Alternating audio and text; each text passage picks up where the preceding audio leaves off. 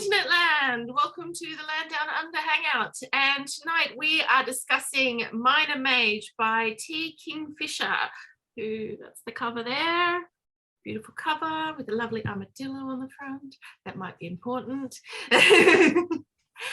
So this is one of our mini reads that we decided on by a vote, so that means that we all here decided we really wanted to read this one, and so let's go around and find out what people thought. Lisa, would you like to go first? Oh, I would love to. Since you mentioned the armadillo, I'm going to say that the armadillo was one of my favorite characters. There is an armadillo, and mostly he's referred to as Armadillo, though he does have a name, but it's also explained that one doesn't use his name except in such special circumstances. We are not special enough. I really enjoyed the read. It actually felt like I was reading a really cool fantasy version of the Wizard of Oz story.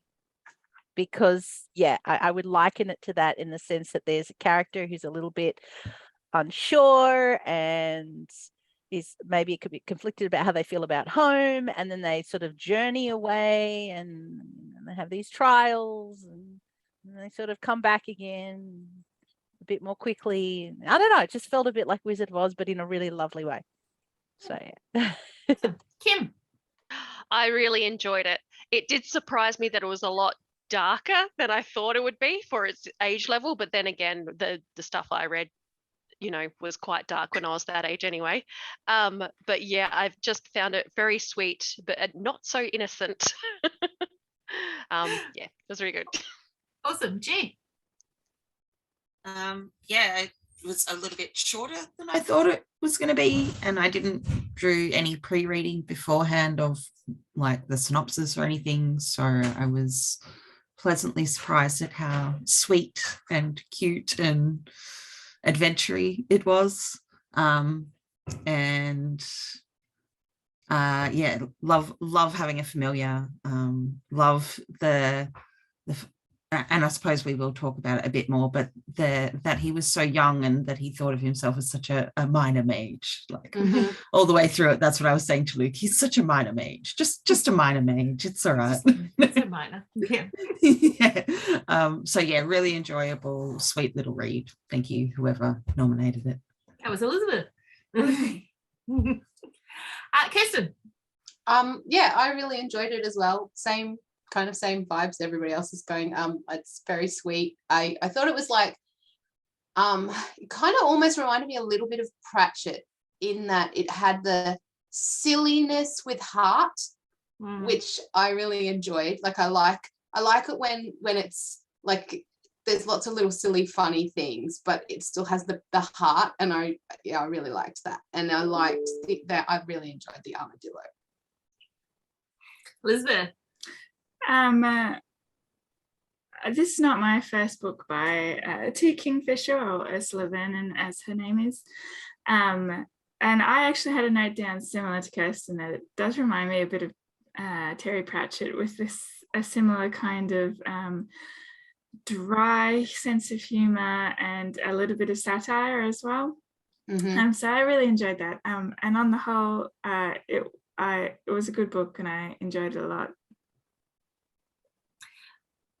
Melanie thinks ditto. Yeah. The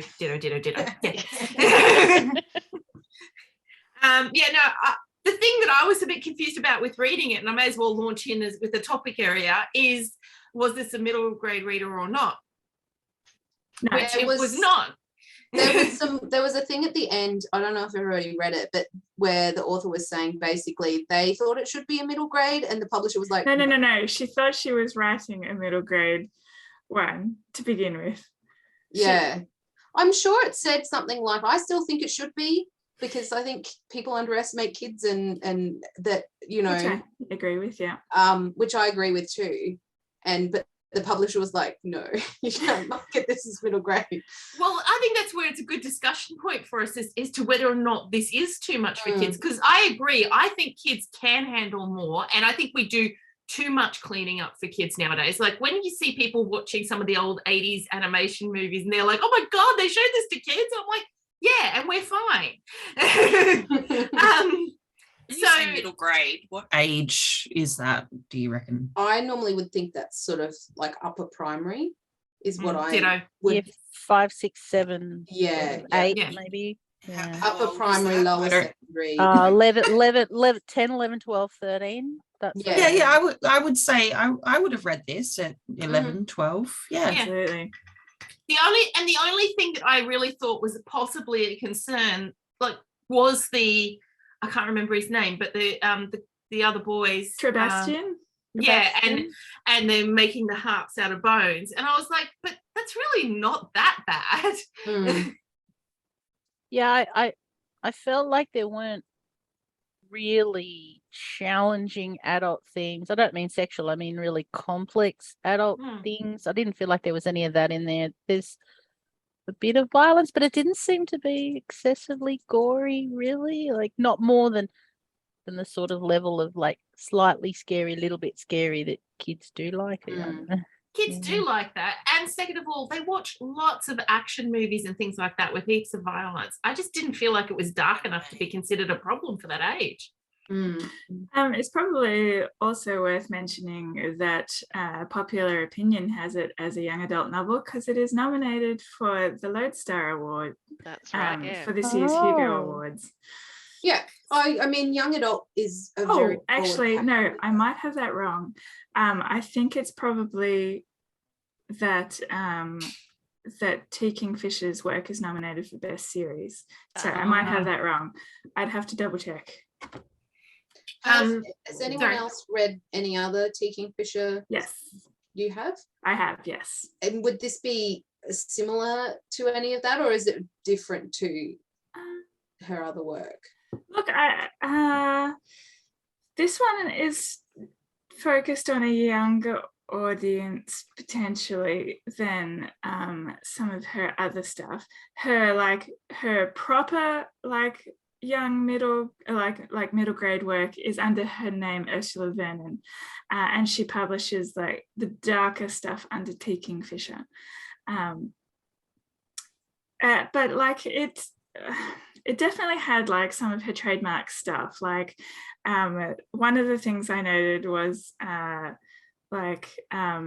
focus on the practicalities of travel and how unromantic it is. So I also recently read the Clockwork Boys, which is the first in a series of hers, and that focuses on the unromantic nature of travel by horseback, and this one was on foot. So I feel like she's covered the spectrum there. It's really quite I was just mature. thinking because I enjoyed it, I might like The to only- try some other books. Absolutely recommend. So Clockwork Boys is taking on like different tropes. She likes to subvert fantasy tropes and things. So if you like the sense of humor in this, and for a slightly aimed at a slightly older audience, I would definitely recommend Clockwork Boys. And the one I've got next to read by her is A Wizard's Guide to Defensive Baking. I read that love- one too. We hear I that one and love see that at the top of the book. list. Yeah, I've read that one, and that's the only other one I've read by T. Kingfisher, and I adore it. Yeah, I'd say Yeah, that it was one is really more lovely. of a young adult as well. So Yeah, if you're looking I'd for agree. something similar to this age range, A Wizard's Guide to Defensive Baking is definitely a good one and pretty damn funny, especially if you're into sourdough starters. I was hoping you'd mention that. Excellent. I've got it as the audio book to keep me company next week, and I'm thinking this is going to go down well. It's good. It's a lot of books, actually. Yeah, she's pretty prolific. But yeah, I'm still sort of a bit surprised that this one didn't get called a middle grade, because to me this doesn't hit the YA category in terms of like what the YA traditional tropes. I understand it being, if it got slotted in there because it hasn't been sold as a middle grade, but it's definitely not an adult book. I think this is the problem with sticking books in pigeonholes, you know, like it is kind of the upper end of middle grade and the lower end of YA age range. But I mean, I'm 42 and I loved it. So, yeah, you know, that's the problem with trying to put books, and it's really only a marketing thing anyway of where it gets marketed at. And it's I agree. I think that a lot of kids in that middle grade age would really like it. I probably wouldn't buy it for my school's library, only because I know that there would be pushback about some of the things, because there's been other stuff with a similar amount of violence that I've had parents make complaints about. And I think that it's probably something that would be good for, like, it makes me kind of think that we really in Australia need to have a middle school rather than, and there is some argument, I'm getting into education stuff here, but there is some argument about there being a elementary, middle school and high school like they have in the US, because that middle school area is very different to the younger primary school. And that's kind of what this book would be perfect for, is that middle school They've age. got something like that in South Australia, apparently. Yeah, we've got junior primary, and high. Yeah. Yeah. Yeah. A lot of colleges who have got the full spectrum of grades as well tend to divide their school up that way too. And I think it'd be perfect for if they have a separate library or sections of the library for that age group. But yeah, it's just hard to. How do you? I'm wondering how one sorts a primary school library by age group, because it's a pretty big range. Yeah. We have a junior fiction section, which is pretty much all picture books, but not all picture books go in there, because some picture books belong in the fiction section, which is the junior. Yes, some picture books are not for like our prep kids, you know.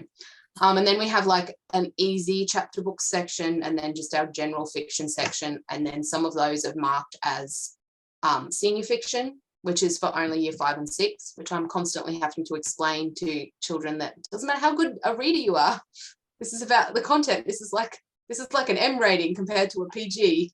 It's not about how good you are at reading. And we do let younger kids read it as long as their parents say yes, because I'm like, the only reason I care is that I don't want parents complaining at me. So personally, I don't like gatekeeping kids reading.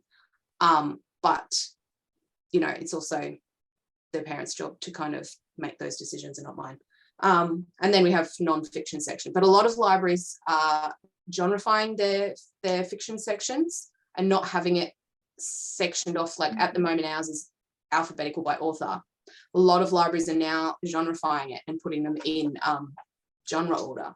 So, which is apparently making kids read more, and it's working really well for a lot of libraries. Okay. The only reason I haven't done it is because it's a gigantic job, and I just haven't had time to do something like that. And it might involve having to reimagine even the physical way that the library is organised. She's getting very excited.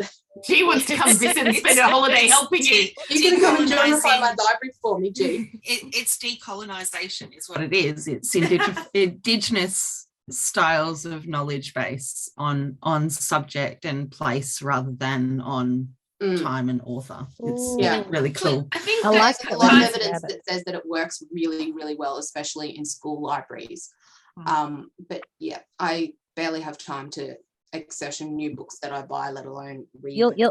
You'd have to set up like a competition area where it's like, you know, here's the set of books we can't assign a genre to, so here's a sort of token prize if you can figure out where you think it should go. Well, that's also an issue of like, this one belongs in this and this, but quite often we have more than one copy of books anyway, so it's like we'll just put one in each. So yeah. Sorry.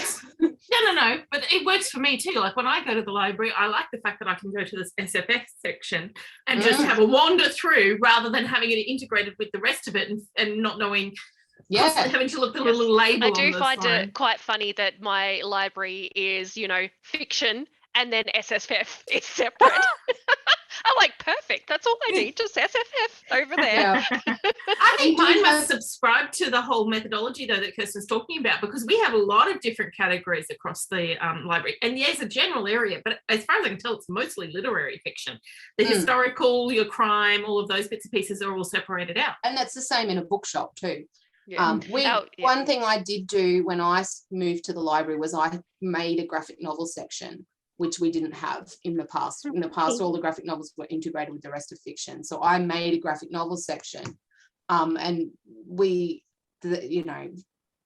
huge amount of borrowing from that section from the students. But yeah, I would like to do the genrifying thing, but I just my library could, but what they do, and they've done it for a very long time, is they have the little colored dots. And on each end of the aisles, it says this dot is this genre, this dot is this genre. So if you are just browsing, you can look for the color of dots, and they're on the spine. So that's clever. Ours has got dragons for the SFF. Oh, that's cute. I think library has that too. Anyway, where I really wanted to get to with this was to point out that classifying something as middle grader to me doesn't say that it's not intended for adults. It just means that it's okay for this age and up. Yeah. But that's, again, kids are very, like, this is what I had a parent the other day ask me about, is this kid allowed to borrow this book? And I'm like, if you're happy for them to borrow it, I'm happy for them to borrow it. Every kid is different. We kind of have borrowing rules, and I say, I like to call them guidelines rather than rules. Because you can't just make a rule. Like, some kids are really sensitive, and stuff that other kids would be cool reading, others would be really upset by, and everybody's different. So sorry, Elizabeth. No, that's okay. I was going to bring it back to the awards. So now that I've had time to poke around, Minor Mage was a Lodestar nominee in 2020. I think it lost out to Catfishing on Catnet by Naomi Kritzer, but A Wizard's Guide to Defensive Baking won the Lodestar Award in 2021. And this year, T. Kingfisher is nominated for Best Series for The World of the White Rat, which doesn't include any of these books, but kind of feels like it could. Because when I first started reading this one, I'm like, is this part of that, or is this not? Because there were a couple of things that made me feel like it could be. That Minor Mage could be part of that world. Yeah. It was mostly, I think it was mostly to do with some comments about demons, which is kind of more of a thing in Clockwork Boys, because one of the characters is a former paladin, so used to performing exorcisms and things of that nature. I got the feeling, like, because I had a look, I can't remember the name of the other one already. It's Guide to Defensive Baking. Thank you. The cover looks so similar. I thought that they were in the same series, but there's nothing about them being in the same series. So I'm the opinion they must be in the same world, maybe. I think so. So I'm wondering if she's sort of doing that sort of general, they're in the same world, but I'm not going to connect them and say they're a series, because that's tying things together too more than they are. And like, as I said, she's got some that are more explicitly connected. And that's what the Hugo Award for the nomination for this year is. But these ones do feel like they could be in the ballpark. Definitely. I suppose we should actually talk about the story. Might be good. Sorry. And just I've been at a library conference all day, so I got on like a library rant. Library brain. Thank you for answering my question, though, even though it did take us in a different direction. I actually have a question for Elizabeth, though, which might bring us back to the story. I think G had something to say first. Oh, sorry. Go for it.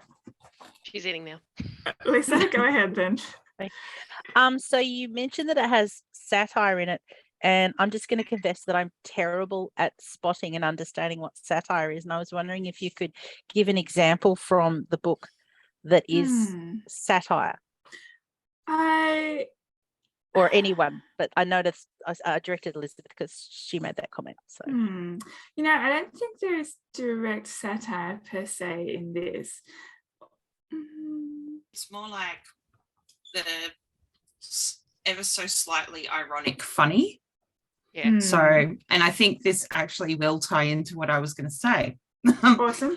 I was just reading through a couple of reviews on Goodreads to jog my memory, because that's what I do.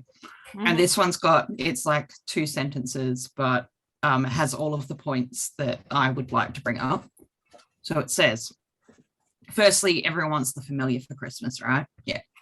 But also retired mercenary mums, harps made of dead people, slightly starving ghouls, potatoes that speak in tongues when you bake them. So that's kind of on the ironically funny side of things. I think that was sort of like, it was just very light sarcasm, like, because no one could hear that person coming when someone's bashing along in the bush. It was just little snippets of sarcasm here and there. I think the armadillo said a couple of things that was just, light sarcasm. One of the things... Sorry. I was just going to say, one of the things that kind of set off my Pratchett alarms, if you like, was it's the way it talks about how a person is smart, but people as a collective are stupid. Yes, that observational humour. Yeah. Very much that observational humour. And reading that, I'm like, oh yeah, big Pratchett vibes here. Mm-hmm. Plus also that kind of, as I said before, that like the dwelling on the unromantic practicalities of travel, that also kind of has some Pratchett-y sort of vibes as well. Like taking those tropes and kind of showing how they're like turning them around, or showing how they're not like real in a way, if that makes sense. I'd say another author that I felt like this had some resemblance to is Lemony Snicket. Never read it. Oh, you I series read of the first unfortunate 3 events. of those. Yeah.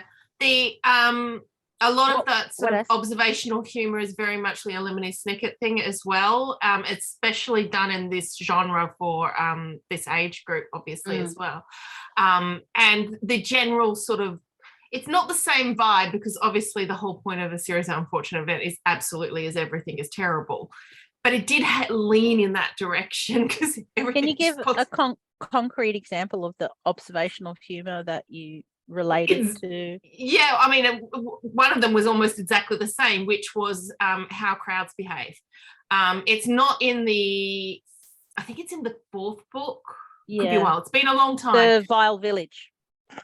Yeah, I think so. And there's a whole thing about how crowds are not intelligent, and how they're. I think the wording was something along the lines of, please, it's literally been like 12 years, but I think the wording was something along the lines of that a crowd is only as smart as the dumbest person in the group. And that's that opening scene with the village and what was happening with the lead character in this one. I was just immediately in that zone with that sort of observational, sly, tongue-in-cheek kind of commentary on it. But at the same time, it's also directly affecting the lead character. And so it's also very serious at the same time. And that's where really I was. Powerful scene. Like, yeah, it was hard to read in some respects. It was really, in fact, this one really gave it that. Lemony Snicket is very disregarding of all of the awfulness, while also chucking all of the awfulness at these kids, and how they just continuously get on with it regardless of that. Whereas it's kind of a light-hearted tone with horrible things happening, isn't it? Like yeah, exactly. It's really, whereas this one sort of skirted the line of the same thing happening, but also look at how this has actually affected me and how I'm thinking about this now in retrospect. And I particularly liked that she included that, but that not only that she had him observing what was happening and understanding it, but how it was actually affecting him and how he thought about his relationship with all of these people, and long-term how it might actually have a serious impact on his ability to be in that town. There was a part of that where it was like, you'll never look at them the same way again. Yeah. Then that's the price they paid, was that you will never really with your whole heart again. Yeah. And also he was talking at the end about the fact that he probably won't feel like he wants to stay in the town long term.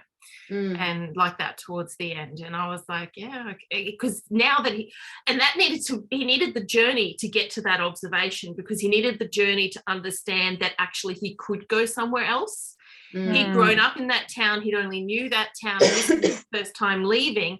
And so at the beginning, it wasn't really something that he would even entertain, that he could go somewhere else and not be a part of this community after this awfulness.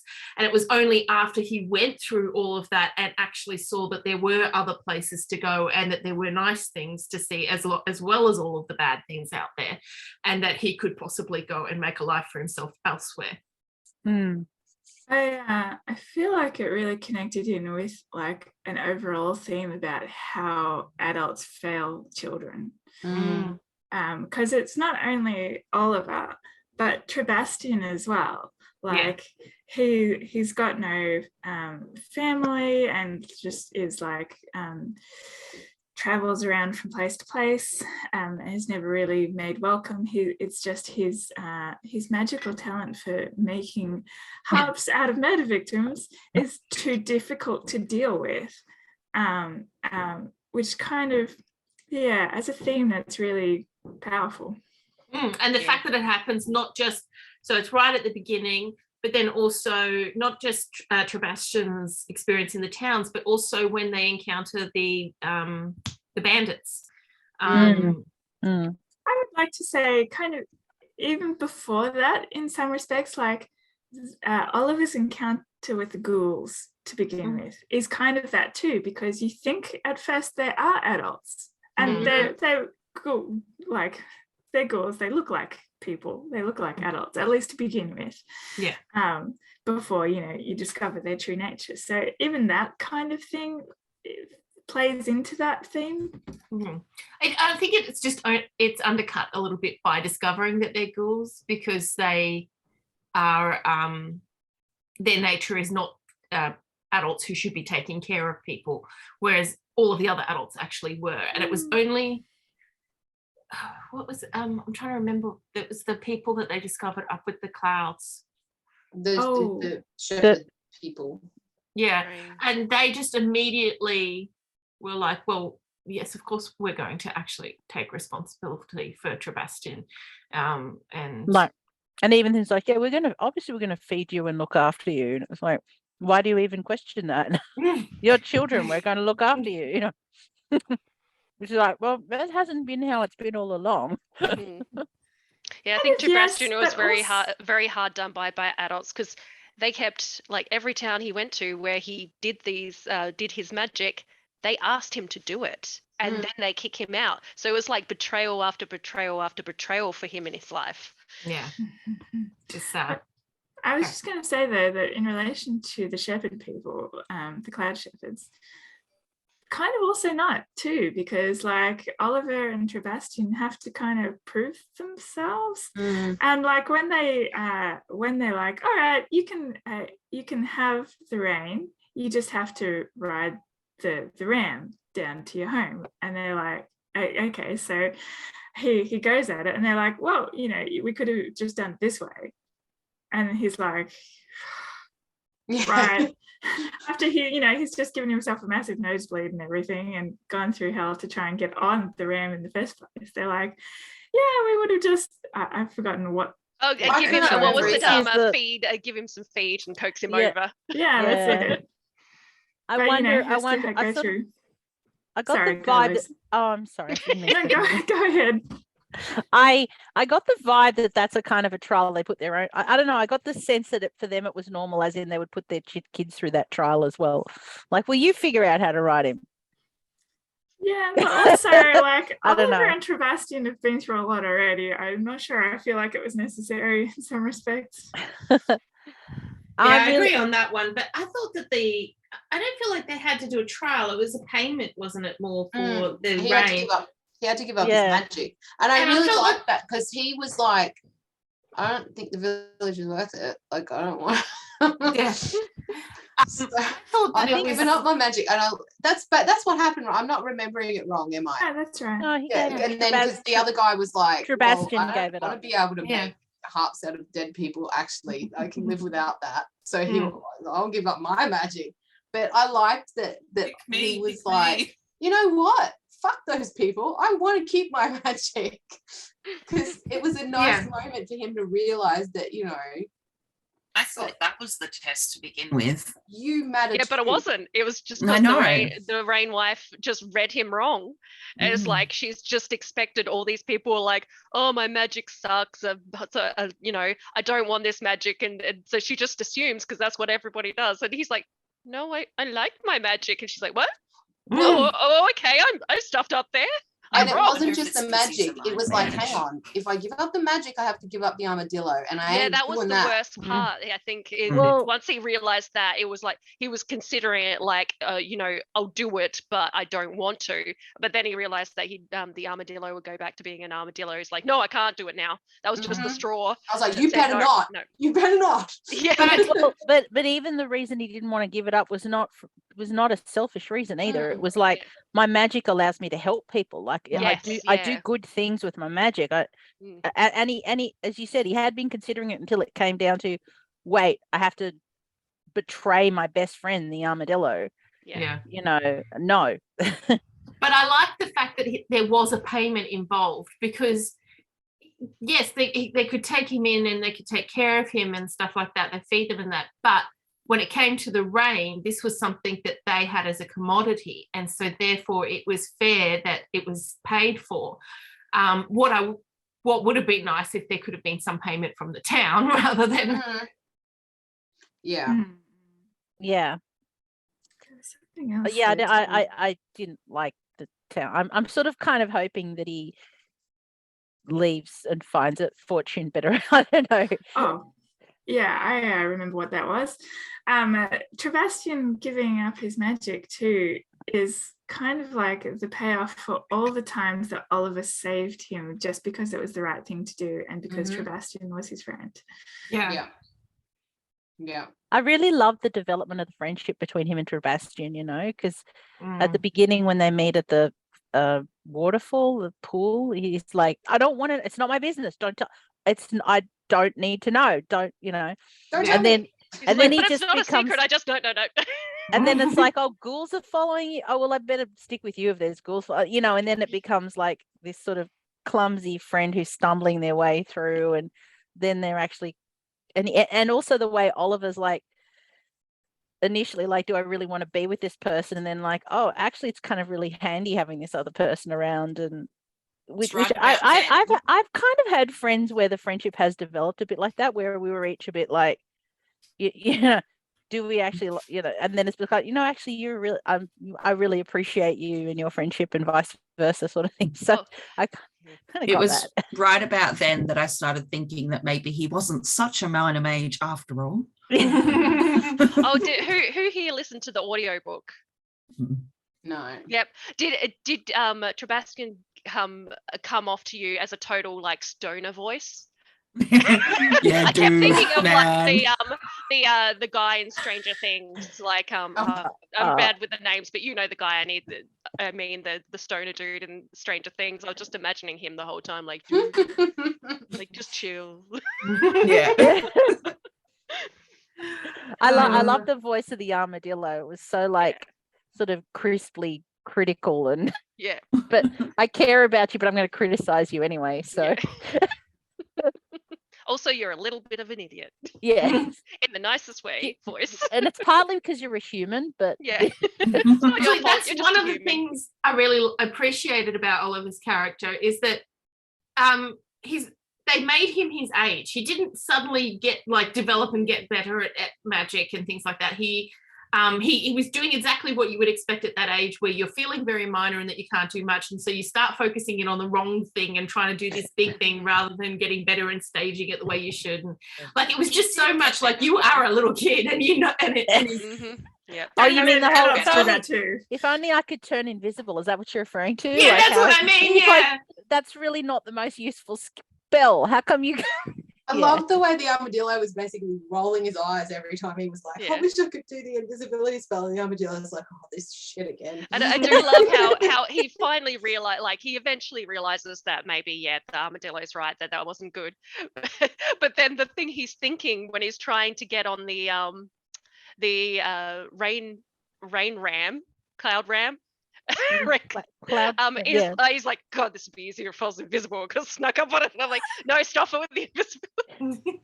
But that's exactly the kind of thing I mean, like that Yes. hyper focus on the exact wrong thing. That's exactly what a kid that age would be doing, especially with something like magic where they've been given too much responsibility. I was like, it just felt very much like she was writing a kid. And so often with these books, you feel like they've got more maturity that's beyond their years. And so I like that. Yeah, and he had a lot of self-doubt as well, and a lot of guilt over the like hurting people and killing them. He was just you know, he was always second guessing himself, and that's what you expect a kid to do. Or what you expect a person to do, really, who's not used to that sort of thing. Has never done that sort of thing before, that he's like, am I a bad person? Could I have done something? Shouldn't I have been like, shouldn't I have felt bad at the time? Shouldn't I have second guessed myself at the time? I just did it. And he it's very sweet in a way. I was very happy that he spoke up when he realized that the ghouls were attacking people that may very well have been innocent, or mostly innocent, like not innocent in terms of crowd behavior, but and that he actually had the strength to speak up, because I wouldn't have at that age, and then would have lived to regret it. So I sort of I felt that with him and his age, and not ending up with lifelong trauma. I like the fact that was sort of an acknowledgement of the fact that one of the things I liked was the fact that the difficulties felt like reasonably actually quite difficult, and despite the fact that he didn't have a lot of magic. And so he had to come up with different ways to solve the problem. And that was not a clean way to solve the problem. It wasn't just this does it and it's good and everything's perfect and nobody did anything. I did nothing wrong in the process. It was a dirty way to get there, but it's what was needed and had to happen. And yet he acknowledges the fact that it wasn't clean at the same time, because it would have been in the hands of another writer, it very happily would have been just, these are bad people, and so this is fine that I'm doing this, and I just move on from it. But she really acknowledged that dirtiness at the side of the resolution and solution that he came up with.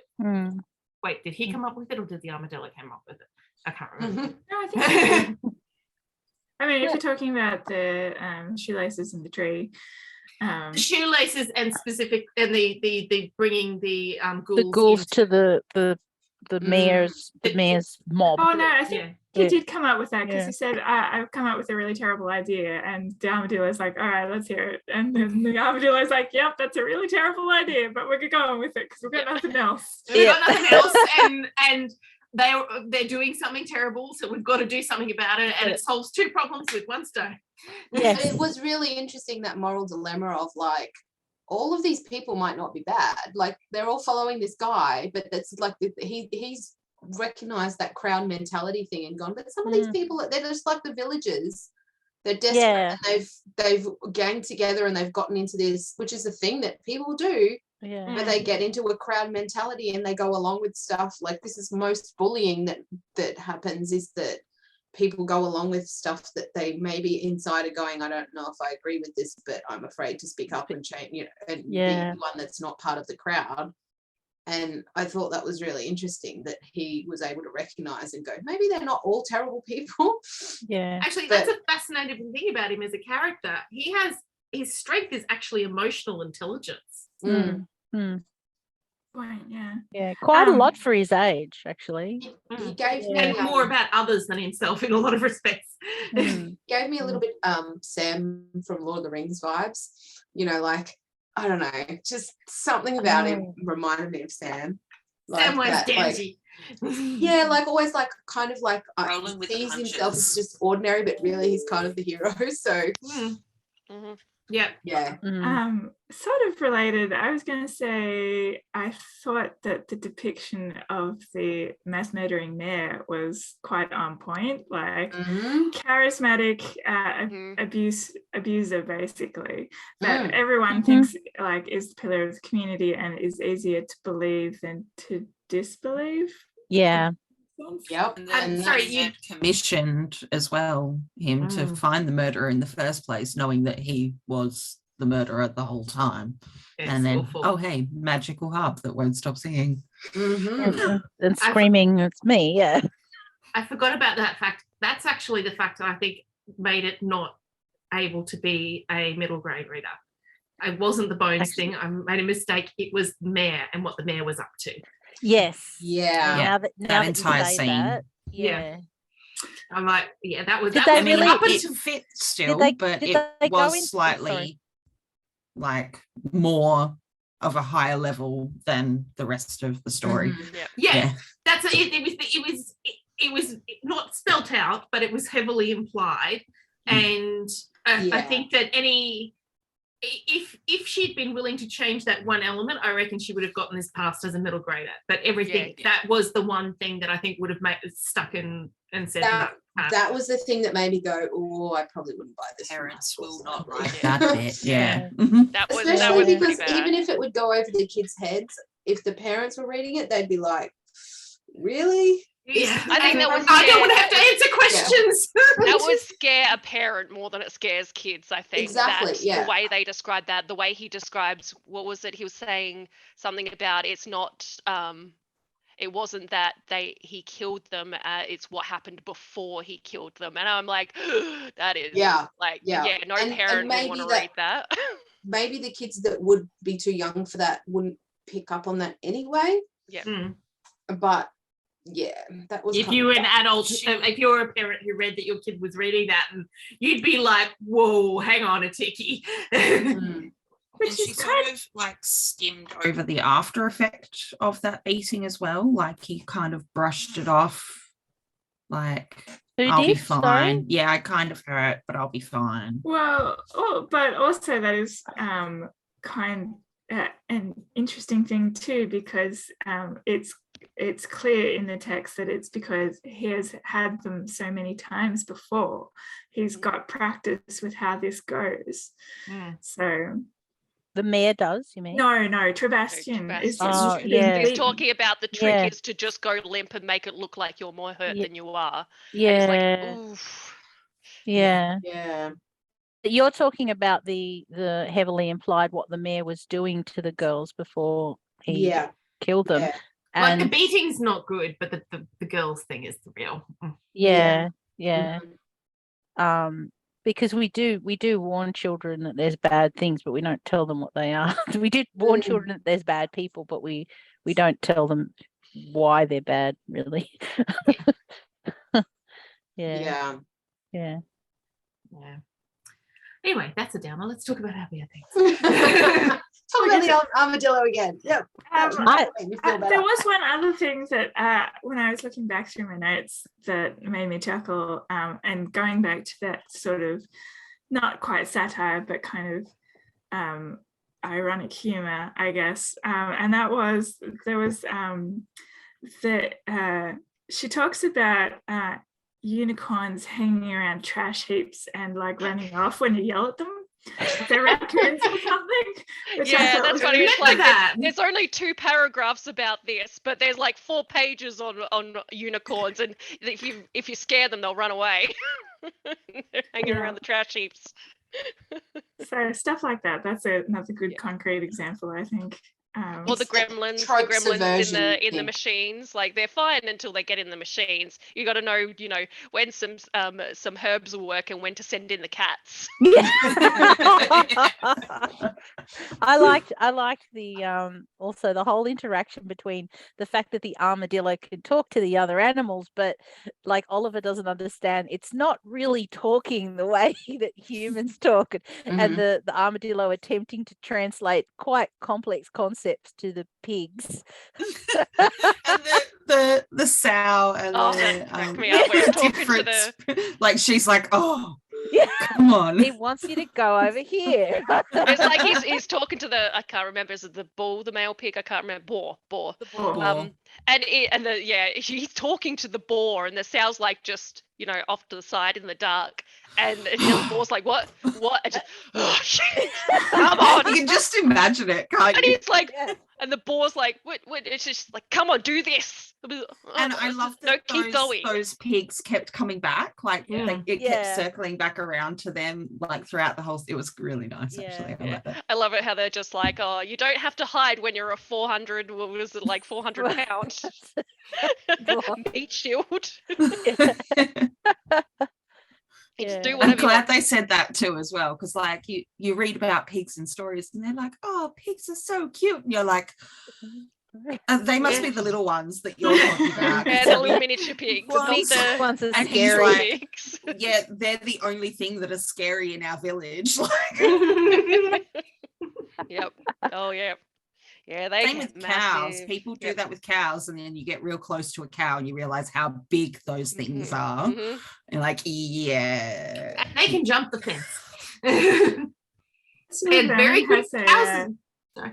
I was just going to say, Ursula Vernon has a keen interest in like animals and like plants and natural history and that sort of thing. And you know, it comes through in stuff like this. I was going to say that was definitely in this. That was Because when she mentioned that pigs released in the wild become feral very quickly, I've actually heard that before. So Oh, it's yeah, it's definitely 100%. true. yeah. It's like they go Yeah. back to feral very quickly. Yes. They And can cope They with- breed very quick too. Oh yes. Oliver actually considered it, like he was sort of tossing up, does he feel a Yeah. bit guilty because he's Yes, just yeah. released 2 pigs that are going to go Yep. feral? And he's like, I know this is going to be bad. This is like the worst thing I've ever done. Just letting these pigs out in the wild. Yeah. Yeah. And then when the armadillo's attempting to translate to the ram, and he's like, can't you talk to him? He says, I have been talking to him. And the ram's like thinking, you're going to take my wives. Or whatever it was. And it was all just expletives. He's like, it's just a lot of expletives. Yeah. also the fact that she talks a lot about plants and things like that when he's traveling and Yes. that sort of stuff. There's a lot of that side of things in there, so you can see that side of her coming through the story a lot. Some good practical knowledge. Yep. Mm. Oh, also on a side tangent, if you're on Twitter, I highly recommend following Ursula Vernon. I'm particularly entertained by she runs a D&D group and shares like snippets of their adventures from time to time. It's pretty hilarious. And also you get occasional pictures of her husband's chickens. Chickens. Kids. Hello. All right, do we have anything else we want to talk about? I did want to briefly talk about the mum. I mean, Oh, she's yeah. only in there like a little bit, but She's how- more how talked about than ironic. in it. yeah. But that funny irony again that she's the adventurer, she's like the mercenary, she is retired warrior, like, and would be really pissed that the town has ganged up on her 12-year-old son to send him away on Yeah. this As soon as dangerous she's out mission, of town. and she's preparing to go and get him when he Yeah. comes back. Yeah. And he's just like, Sharpening oh, his hey, Mum. sword, the armor all out on I the like table. that bit. And I can Yeah. imagine I her like being that she's like bloody- ready to go and rescue him. He's like, I'm home. Yeah. But I like that because it showed that he did have the protection. It reinforced that he did have that protection normally. Yeah. Because I mean, I don't know about you guys, but at certain points I was half expecting her to show up. Yeah. And especially when they got caught by the bandits, I was like, oh, come on. Okay, Mum needs to come in here. This is getting bad. Yeah. And but the fact I didn't know how I felt about that, like if it was going to happen. And so I was kind of glad it worked out exactly as it did, which was he got to solve his own problems. He got to solve the big problem. But then he still got home and saw that he was loved by his mum, and his mum was ready to come and get him. It was a Yeah. nice way of doing, and that was another thing that made me feel like a middle grade book, is that it's like that classic absent parent thing. Like you try and look at all the classic children's books where the kids go on adventures, and there's always either the parents are dead or they're absent in some other way, you know. Mm. And it's such a big trope, but it was a nice way to kind of have that trope, but also she did still actually care, you know. Yeah. Yeah. In fact, it was actually, I mean, I personally don't think I would have left him behind. But by the same token, it's a small town. There was heaps of people to take care of him. There was no real reason to think that this should be a problem, especially because And she's 12 probably going to bang all their And he heads was together really, now he that was she's out back. working. Yeah, he was out working and, going to people's houses, doing jobs for them all the time. And then there was there were people in the town to look after him, like the, I can't remember the lady's name, the one that was crying when The in the mob. the neighbor and The neighbor, and then the other neighbor, The other- Vernon or something, this farmer. Yeah. So she trusted those people to make sure he was okay and that he was grown up enough that he could look after himself while she was gone.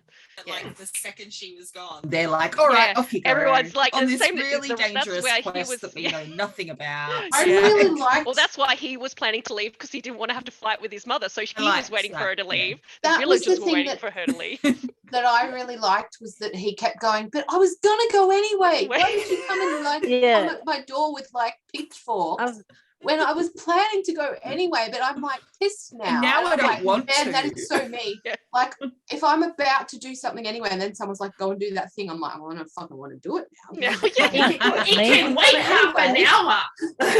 I'm not going to do it now. You told me to do it. Thank you very much.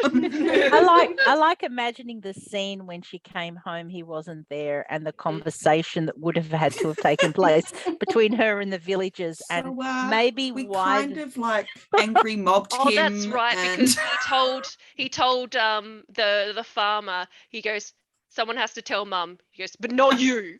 You tell her. He's like, okay, I'll tell her. And tell her the truth. He won't. Yeah. He'll make some shit up. yeah. I'll tell her Yeah. the truth. Yeah, because he was Yeah. like, I don't want mum to come home and think that I went on my own. I want, if they're gonna make me, then they can get the blame. Yeah, Yeah. exactly. He's I like, would if you're have gonna come loved the home, scene. she's gonna think it wasn't my idea. So I don't I'm get in just- trouble. I'm just wondering why the town was actually like apparently empty when he landed with the ram, because maybe there'd been this big blow up. They're all between one of hiding. the villagers. They're like, She's there sharpening her. So They know sharpening she's in there. weapons. Yep, so they know she's in there sharpening her sword because she wouldn't have been home long. She would have been like home maybe like 2 hours ago, and she's Yeah. she's got her armor out and all of that, and everyone's Yeah. gone back to their house to hide. Yeah. So It- even though it Sorry. was like a fun adventure, there were parts of it that like just really get to, and that village was one of them. Mhm. I think one of the things it was doing in its subversion came from the fact that it was saying that, yeah, we're going on this journey, but how stupid is it that we do these stories where these children go off and they have to rescue everybody? Mhm. Like that was the subversion in my mind. Yeah. I think also like Spoken it about? brings up the lack of asking questions. Like Oliver's going on this journey and he's like, we never talk about this area of the How far is country. it? Yeah, how Yeah. far is it? What How is far it? it is? Where am I supposed to Yeah. go? How am I meant Yeah. to find it? What are they actually doing? What do I do when I get there? How do I the recognize them? cloud blades. That's right. The cloud blades. Is that what it was? The rain blades. The rain Rain blades. blades, yeah. That's Rain it. blades. Cloud herders. It's like I Cloud assume herders. that it's some kind of shepherd. So should I look for sheep? Like what? Yeah. We haven't He's like, are they? So spoken- just like, no, but they should know. He had no who- idea how to pack either. Like he had no concept of what he needed to take with. I'm sure there'll be Socks. farms along the way Socks. where I can stay. No. See? We didn't speak about the Scarlet Spirit in the woods at all. Oh, we Oh, didn't. yeah. Yeah. Yeah. Yeah. And like it was funny how Trebastian was saying, these woods are haunted, you've got to be careful about the spirit, don't follow the spirit. And all it took was, to be nice and to Mhm. ask really politely and, Yeah. just was- trust Yeah. and Yeah. And I did like Lovely. the how they flipped it on its head, and it's this ghost that's been wronged, and she's actually just helping people because, as Trebastin says, she didn't have help when she needed it. So instead of punishing people for not helping her, she did the opposite. She helped people that needed help in their time of Mm. need. And it Instead, also came back around with Trebastian's talent for bones as well. He actually got to use it for something that he wanted to use it for instead of being compelled to make these Mhm. screaming horrible murder instruments. But also Yeah. too, I think when they originally relayed the tale, like I think it was Trebastian said, it probably was just that she fell in a ditch and broke a leg and like yeah, couldn't yeah. get help. That's right. Yeah. and then that is indeed what actually happened. Yeah. Yeah. So And I then kind of like who was that. it who was really surprised that they'd made it all the way through the woods as well? Was when they Oh, came the out. bandits. Yeah. They were like, oh, so you've been in these woods for a while then. Yeah. Was it Trebastian who realized? Was it Trebastian who realized that the Scarlet Spirit had had decided to stick around and help, like they were helping people? Was that his? I think that was Oliver, because It was Oliver got Oliver tuned into the first. forest, Yes. and she Yeah. answered his call for help. But Mhm. Sebastian was was seeing the same thing he was seeing once they After were a while. together That was again. a nice teaching moment Yeah. between the two of them, I thought. And again, the disproving the I'm just a minor mage thing, you know, like he may be a minor mage right now, but he's still young and learning. And at the same time, there's Trebastian, who he's teaching to see a spirit that he's just learned himself, you know, like I thought that was really nice. It was kind of a funny pun in the title, in that he's minor, in that he doesn't have much magic, and minor in terms of age, which made me chuckle a little bit. In fact, it's actually kind of an important thing, because that flip is actually the important thing, because you read Minor Mage. I don't know about everyone else, but my brain definitely was thinking that they're not a high level mage. But in fact, actually, I think the major point is that he's a young mage, and that's more important. If he'd been taught properly, if his mentor wizard wasn't too old and losing his wits by that stage, he would probably have known a lot more.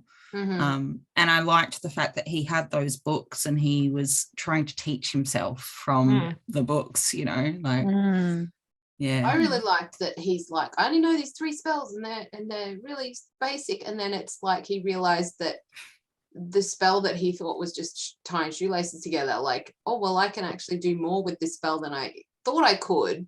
And that the spells that he knew were actually more useful than he thought they were. Yeah, he used. Yeah, he made. Except maybe the elemental one. That was just the push me, pull me, and the 2 lace tying. I read that passage to Chris because I laughed out loud so hard when he talked about the elemental summoning and how embarrassing that the element has to go and get him. The other one was sorry, I'm going. Oh, the dander. That was his first spell. Allergies one he had worked out. Yeah. No, that I need a not be allergic to things spell. I like that idea. That would be good. But I liked the fact that you also saw that as he started using those minor spells more regularly, he got stronger with them as well. So he was actually showing improvement even in that short period of time. Yeah. Oh, sorry. And I like that, you know, one of the themes is about leveraging what you have in important ways. It might not be much, but if you put it in the right place, it's going to make a big difference.